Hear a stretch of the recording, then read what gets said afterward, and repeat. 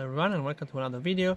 This is a very old machine that I undervolted, and I cannot show you all the results because the time it takes to do TM5 and Y cruncher and everything, and Pi Prime especially.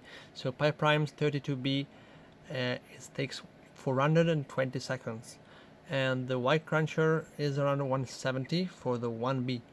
So it's really awful. I will now stop Limpak. I've already did TM5 here. It's been 6 hours and 8 minutes of Tesla 5. I will just give you a little bit of a memory latency checker Intel to just give you an idea of the latencies and bandwidth. So this is 4-channel of DDR3, and it's a 1650 V2 CPU from 2012. It's an Ivy Bridge E x79 CPU, so it's 90 seconds. I can also show you some Geekbench result of things. Yeah, so this was the Geekbench 6 result. It's 600 single core. Yeah, that's very laughable. So the most interesting thing about this setup is that I was forced to run different sticks. It's hard to show you, but you can probably tell from, yeah, they're physically different. There's 2 sticks that are paired on the left, I think, but this one are different. And the weird thing about all of this is that so I have separate control for different channels as coupled. They are coupled. So what I mean is that I can control channel A, B, and then C, D separately. And for some reason, the first 2 require lower voltage, and also for some very strange reason, the TRFC is different between the different channels. And if I set the TRFC to 208 for all of the channels, by setting this on manual, the system is not stable anymore.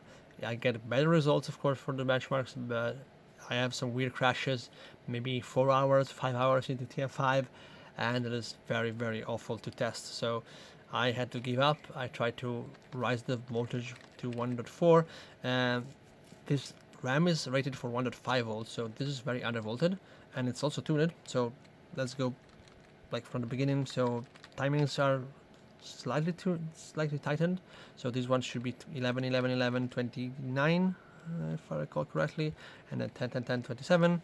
TRRD is 4 and T4 is 16, and the refresh interval is actually doubled, and this of course gave me quite a boost on the latencies, the Pi Prime result. And yeah, this DDR3, I didn't really do any undervolting or tuning by then. I didn't build systems back then. I think I had a pretty long hiatus, I think. So I basically stopped building computers in 2009 and got back into it in 2015. So I pretty much skipped DDR3, and well, whatever. I didn't do any tuning with DDR2 either. Back then I only undervolted the CPUs, but whatever. So the offset is like very, very, very, very good. It's 130, and it's also very, very hard to tune this. It was very hard because it really didn't show any rebooting in stress test, of course, but mostly in idle states, and I couldn't really pinpoint that. I was at some point running 140, and every stress test would run fine, but then sometimes I would get random reboots. Also, again, I was getting reboots very late in TM5, which was like 5 hours out of 6, and I'm not sure if that was because of the 140 offset of the CPU or the TRFC, but I settled on 130, and system agent is bottoming out at 0.8, and so that's why I studied just 81 just in case. And yeah, that is really old for the system. So very quick and very old. And yeah, that's it. the the cooler is a broken cooler that I have. It's slightly bent, as you can see, and I fixed it with some super glue and AM4 mounting parts and stuff just to fit there. And the GPU is a GTX 660 non-TI, which is also undervolted, but that's another story.